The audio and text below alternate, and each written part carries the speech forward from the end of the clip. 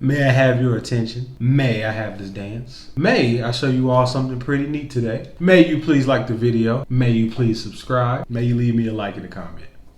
We are oh so here. Man, this head is dusty. What's goody?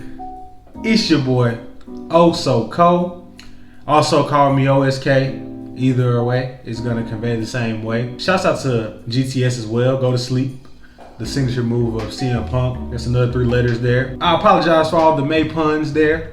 But may y'all please lock in because today we have a treat.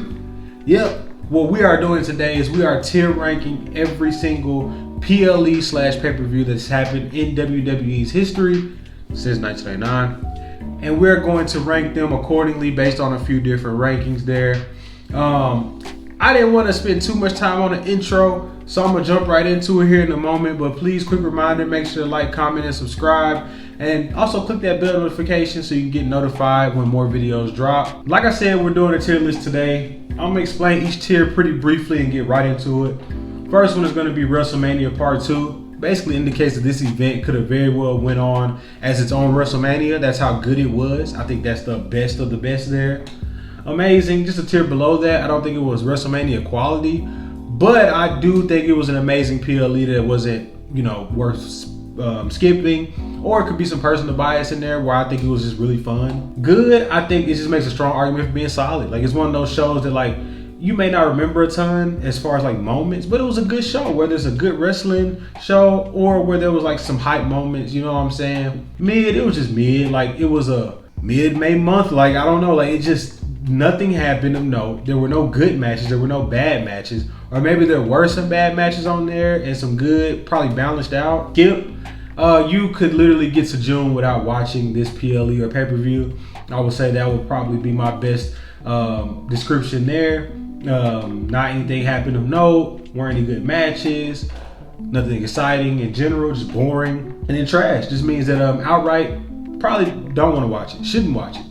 At least with Skip, it's filler, but there may be some context in there for you to watch it. Trash, it's not even worth it. So let's get right into it, starting with Over the Edge 1999. Now, just a few videos ago when I did the NFL tier list, I actually put the first team in the trash category. And we got a rinse and repeat process here. Over the Edge is going in trash. Every match could have been a 5-star match. However, my condolences to the Hart family. Rest in peace, Owen Hart. Tragically lost his life at this event. And the show just shouldn't have went on beyond that. I won't go into any more detail, but Over the Edge is trash. Don't go back and watch it. Judgment Day 2000. Now we're going to actually start getting into the meat and potatoes of some of these events. I'll try to go over the card and everything like that.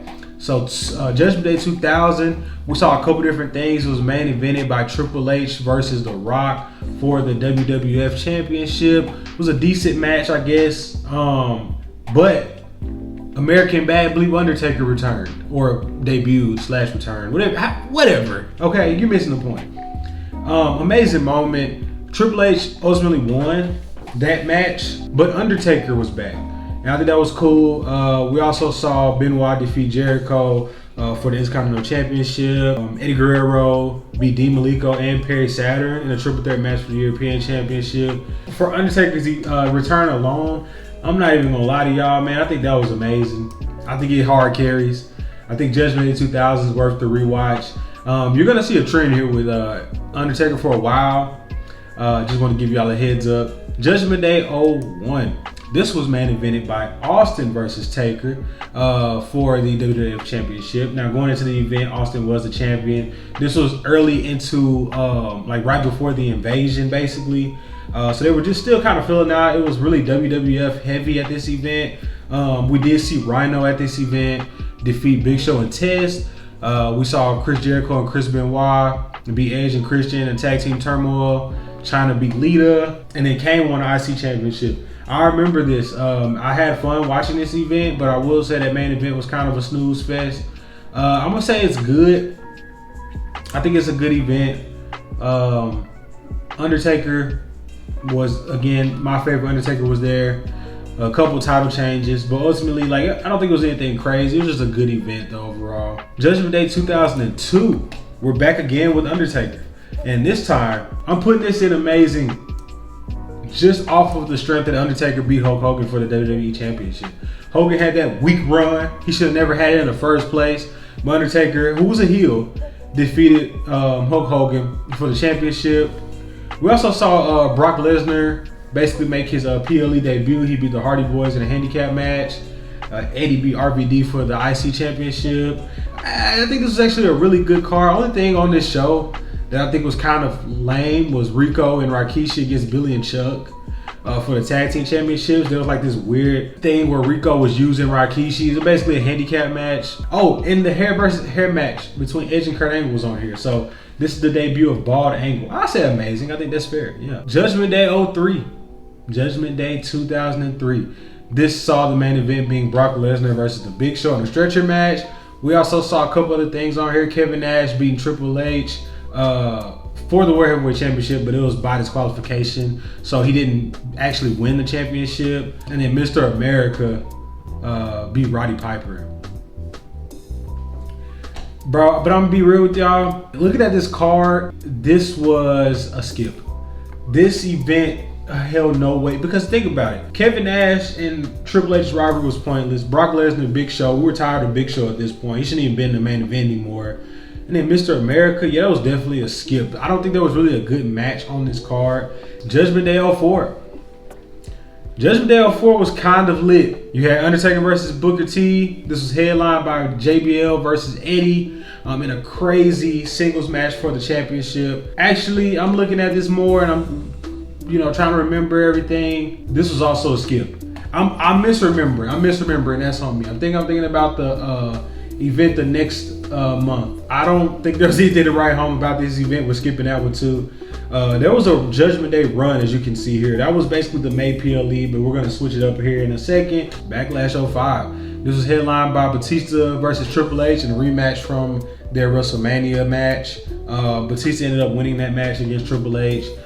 Shelton Benjamin beat Chris Jericho for the IC Championship. Pretty nice. And there was the whole Kane with Lee storyline going on.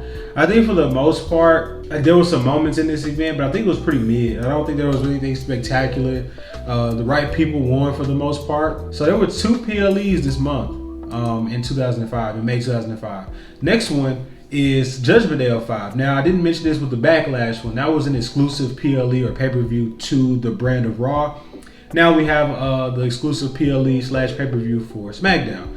And this one was headlined by JBL versus John Cena in an I Quit match. A crazy I Quit match, I might add. It's 10 times better than their WrestleMania match. You also saw Ray beat Eddie by disqualification. Booker T beat Kurt Angle. I think this was a significantly better show than the Backlash or Raw. I'm putting that in good. I don't think it edges out the Judgment Day 01. But of the 2 of that month, I think it was the better one. And it's kind of weird seeing a Backlash that late into the year at this point, because WrestleMania for the most part was in March. Backlash usually followed it in April. Judgment Day 06. Now this was headlined by Ray versus JBL for the World Heavyweight Championship.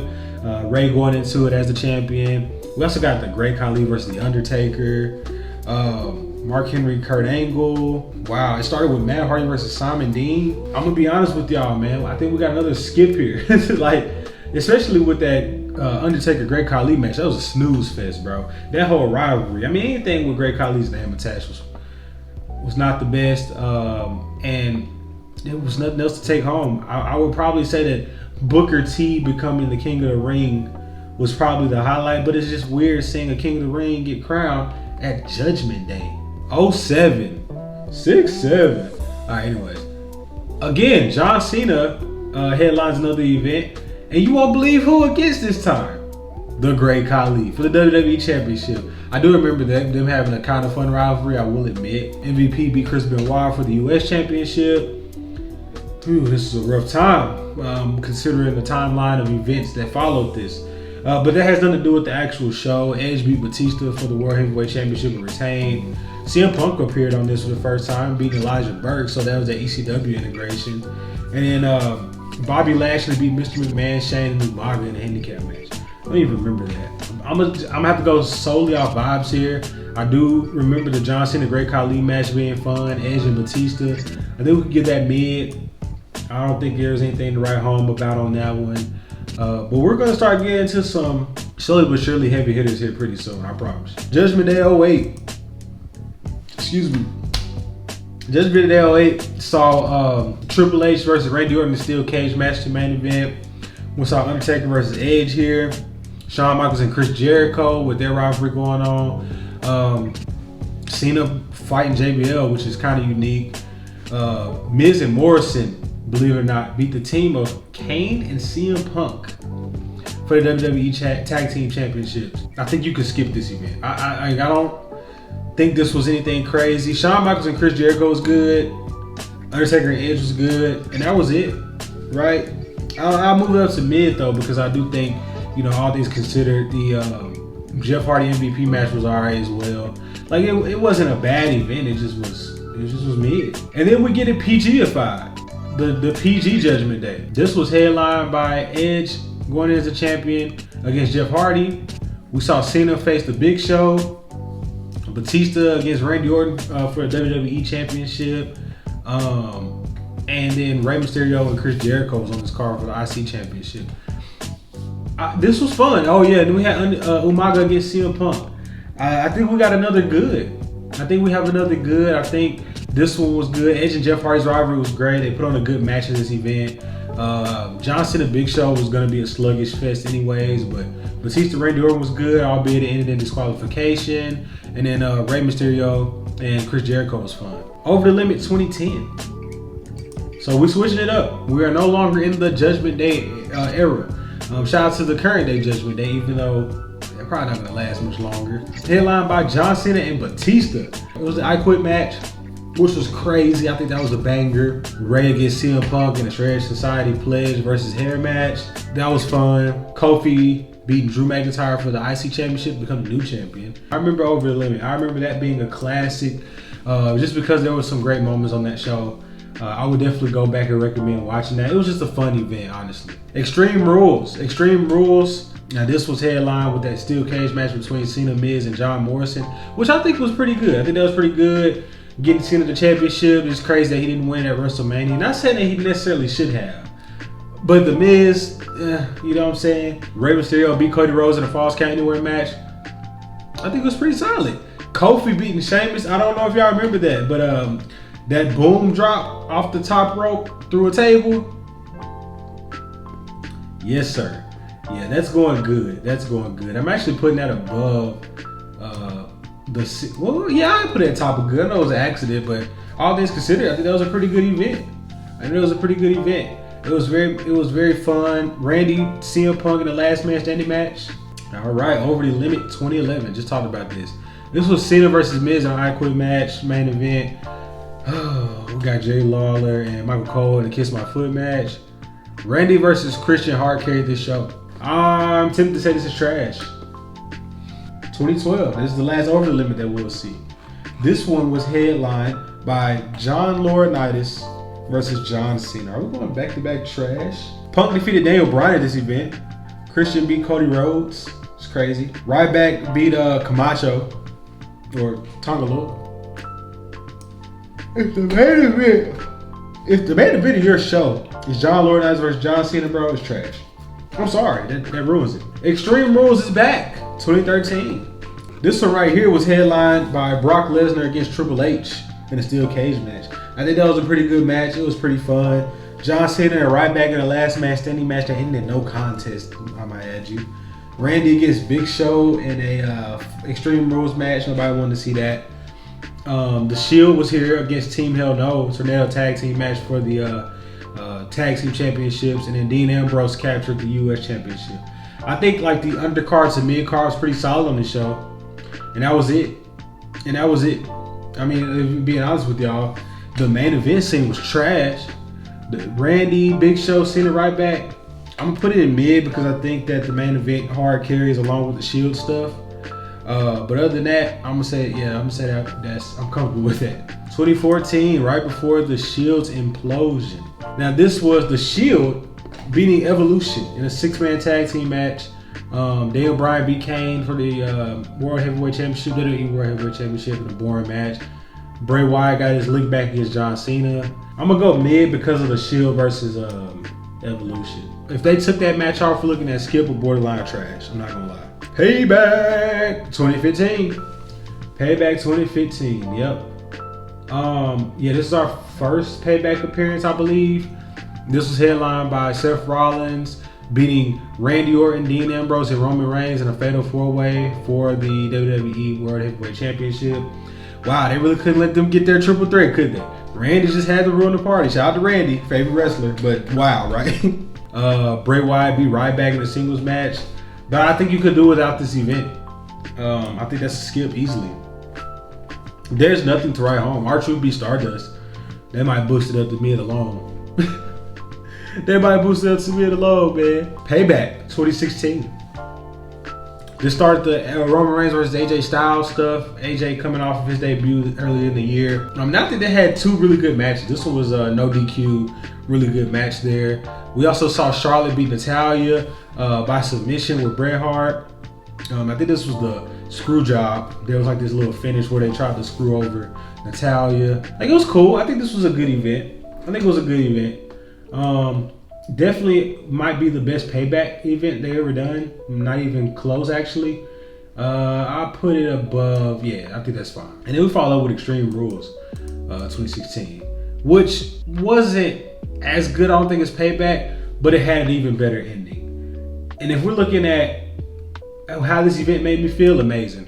This was one of my first times watching an event live again for the first, since I think before that. Oh my goodness. Live, I think it was Night of Champions, 2008, bro. I never got to see stuff live because it was expensive. Paying for PLEs was crazy. So yeah, I'm comfortable with giving that amazing. I know my personal bias comes in, but Seth Rollins returns at the end, pedigrees Roman Reigns, holds up the championship that he never lost because he's coming off an injury, mind you.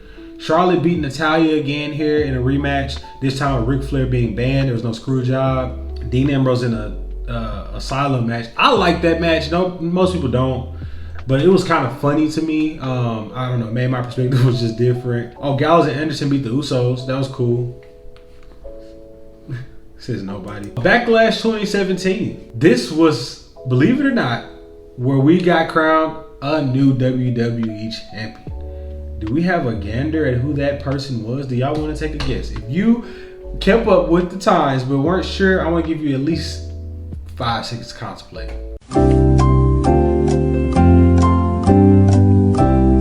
Hey, you figured it out? Was that 5 seconds? Jinder Mahal crowned the new WWE champion at this event.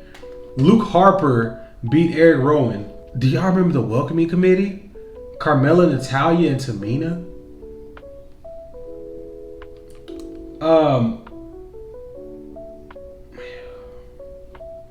Top of trash.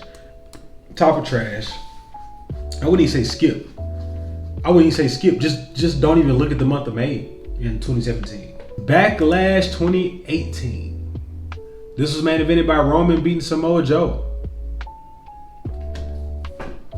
For what? There's no championship on the line. You know what 2 titles were defended this night? The IC Championship and the WWE Championship. It was main evented by Roman versus Samoa Joe in a I have more pride than you, I'm the better Joe Samoan match. Yeah, nah. And AJ and Shinsuke was trash anyways. This whole event was not good. Jeff Hardy beating Randy Orton for the US Championship, retaining it. Nia Jax beating Alexa Bliss. Seth versus Miz. You can skip that. I think you could get on to June without it. Money in the Bank 2019. Kofi beat Kevin Owens. He was current WWE champion at this event. You know, Becky Lynch beat Lacey Evans. So we got peak man here. But then, you know, Charlotte Flair beat Becky Lynch for the SmackDown Women's Championship, which then Bayley cashed in on because she won earlier tonight, and we didn't take Women's Money in the Bank serious apparently for some reason. I just don't understand. And then Brock Lesnar won the Money in the Bank. I can't even say skip because I think it's important to go back and watch this given the context. But also it's not worth it. So I'm gonna say top of skip. Skip at your own discretion because there's nothing that you'll miss exciting me. Wow. Money in the Bank 2020. If y'all know me, I love Money in the Bank 2020, bro. Money in the Bank 2020 was gas, bro. Corporate ladder match was amazing, bro. As far as the other matches on this card, I mean, Jeff Hardy beat Cesaro. Bobby Lashley to be R-Truth. But the problem is you're watching this all in like that Thunderdome environment. Drew beat Seth Rollins to retain his championship. Braun beat Bray Wyatt. But yeah, I'm gonna have to give this personal bias. I'm giving it good. But I know it came in a weird time, so I'm not mad this goes anywhere else. But I love corporate Money in the Bank. WrestleMania Backlash 2021. Yeah, that was an MD event. Roman beat Cesaro, and will be Cesaro's last match essentially, because he leaves soon after this. I think this was WWE saying, "Listen, don't leave us like Daniel did, like Bryan Danielson." Bobby beat Braun Strowman and Drew McIntyre to retain his championship. Bianca beat Bayley for the SmackDown Women's Championship to retain. This had the Zombie Lumberjack match on it. Ooh, that alone was gonna hurt it. That was such a bad match. I'm telling you all to not go back and rewatch this. I'd rather you sit through Undertaker versus the Great Khali. Backlash 2022, peak Bloodline. This is the first time in this tier list that we have acknowledgement of the Bloodline being official competitors, because it was the Bloodline who main evented this match, which was Jay, Jimmy, and Roman against RK Bro and Drew McIntyre. Which was, I think that was a pretty good 6-man. I think they kind of messed it up though, because that was supposed to be main evented by just RK Bro versus the Usos to unify those championships. Ronda beat Charlotte Flair in an I Quit match to become the new SmackDown Women's Champion. Edge beat AJ Styles. Omos beat Bobby Lashley, which is crazy. And then Cody beat Seth Rollins. And their rematch to the WrestleMania match. So that was match 2 of 3 of their trilogy, which was a pretty good match. I think I have fond memories of that. I'm gonna put that at the top of good. And that was really nice. That was a really good event. We had fun with RK Bro as well, man. I missed them. I missed that team. It's just unfortunate that Riddle's career is what it is. Backlash 2023. Call me crazy. We got WrestleMania Part 2. I wasn't the biggest fan of everything leading up to, and I'm very critical of Raw after Mania 23 to the day before WrestleMania, or the day before Backlash 2023. But Backlash 2023 was that good, bro. Cody beating Brock in a very good match. Solo Jay and Jimmy beating Matt Riddle, Kevin Owens, and Sami Zayn. Bad Bunny and Damian Priest was gas. Rhea and Zelina Vega, and Zelina got that crazy pop. Bianca and Io Sky was crazy. I think the only thing on this card that wasn't that good was maybe Theory against Lashley. But even then, I think that was an okay match. Seth Rollins and Omos exceeded expectations, bro. I think that was WrestleMania Part 2. I'm confident in saying that. And we followed up immediately with Backlash France. Another crazy event. I am very pleased with this one. Last year's Backlash was crazy. Cody AJ Styles, a 5-star match. Bianca and Jade Cargill was great. Damian Priest against Jey Uso was a pretty good match. Bayley in the triple threat against Naomi and Tiffany Stratton was cool. Solo and Tama Tonga with the debut of Tonga Loa beating Kevin Owens and Randy Orton in a fun street fight. That was WrestleMania Part 2. That was more of the graps though. I think that was more of a graps type of event. I'm putting that up there. And then last but not least, we have Queen of the Ring 2024. This was cool. Like, I think wrestling wise, it was pretty nice. Cody beating Logan Paul for the undisputed WWE Championship. That was a good match, honestly. I remember where I was at. I was at a dealership watching it on my phone. Nia Jax beating Lyra Valkyria in one of the craziest finishes of all time and becoming Queen of the Ring. Gunther versus Randy Orton was amazing, and Gunther deserved to be King of the Ring as well. We had Sammy beat Chad Gable and Bronson Reed in a triple threat match. Liv Morgan beating Becky Lynch to become the new Women's World Champion was nice. And then Bianca and Jade retained their titles against Indy Hartwell and Candice LeRae. This was a really good event. I would say amazing. And they won a run there at the end. Yeah. I think that is the final list. Let me double check to make sure there's anything I want to change around or not, and I'll be right back. Made a couple changes. Very simple. I just moved both of the Money in the Banks. I think the corporate one, albeit I do have bias towards the match, the rest of the card wasn't that good. The rest of those matches weren't crazy. And it was more of the environment. So I had to take it down to mid, and I bumped the other one up from skip to mid because I don't think you can really skip it. And Money in the Bank matches are fun. And the one that Brock Lesnar won was ultimately great. It's just that Brock Lesnar won. So that is the final list. I'm excited for Backlash this year, man. But let me know what y'all think in the comments down below. I just wanted to drop that off for you really quickly. Please, again, make sure to subscribe. I got all the links to all my social platforms there at the end. And we'll be back again with this one in June. As y'all know, we are at the conclusion. My name is Oso Co, and we are Oh So out.